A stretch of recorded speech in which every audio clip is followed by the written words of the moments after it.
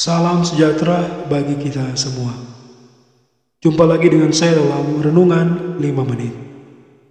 Tema renungan saat ini: usahakanlah dan berdoalah untuk kesejahteraan kota.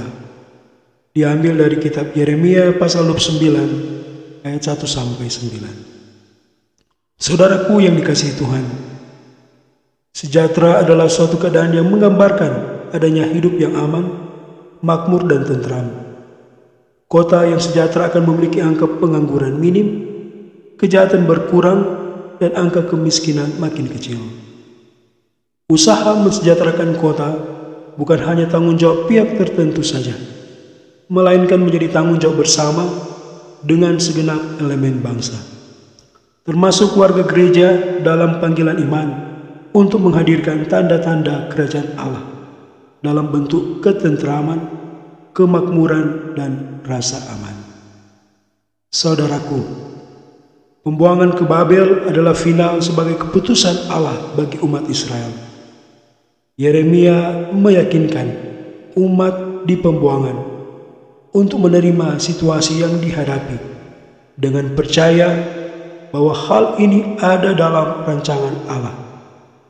Hanya dengan menerima hukuman Allah untuk menuntun mereka kepada pertobatan, mereka dapat kembali merasakan tangan kasih dan penyertaan Tuhan. Mereka akan mengalami pemulihan yang berasal dari Allah sendiri. Oleh karena rancangan Allah adalah untuk kesejahteraan mereka, maka mereka pun dipanggil untuk menjadi alat Allah mensejahterakan kota di mana mereka berada.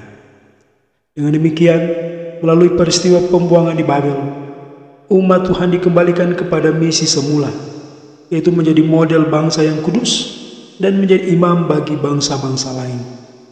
Di Babel, umat Israel menjadi contoh bagaimana beribadah dan hidup kudus di hadapan Allah. Secara garis besar, apa yang disampaikan oleh Nabi Yeremia untuk menjadi perhatian umat Yehuda di pembuangan ialah sebagai berikut. Pertama, mereka harus hidup secara normal meskipun berada di pembuangan, yakni membangun rumah, menikah, dan mengusahakan kesejahteraan atau kemakmuran kota di mana Allah menempatkan mereka.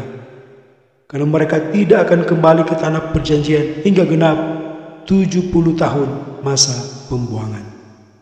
Kedua, mereka tidak boleh mendengarkan para nabi palsu yang meramalkan bahwa masa pembuangan itu akan singkat. Tuhan Allah akan menghukum para nabi palsu yang menyampaikan nubuatan-nubuatan bertentangan dengan perintah Allah. Saudaraku yang diberkati Tuhan,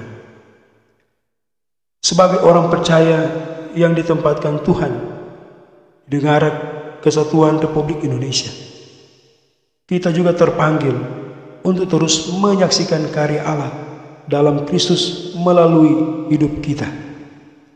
Dalam menantikan kedatangan Kristus yang kedua kali, sebagai orang percaya, kita harus memiliki kesadaran atau pengharapan sehingga kita terus berkarya, mengembangkan setiap talenta yang ada untuk melayani Tuhan. Tetap berjuang untuk mewujudkan keadilan dan kesejahteraan di tempat kita berada. Bagi kita yang ada di kota ini, kita tentu terus mendoakan para pemimpin kita. Kita terus melakukan tugas dan tanggung jawab dengan baik. Pemimpin menghindari praktek korupsi, praktek ketidakadilan, dan lain sebagainya.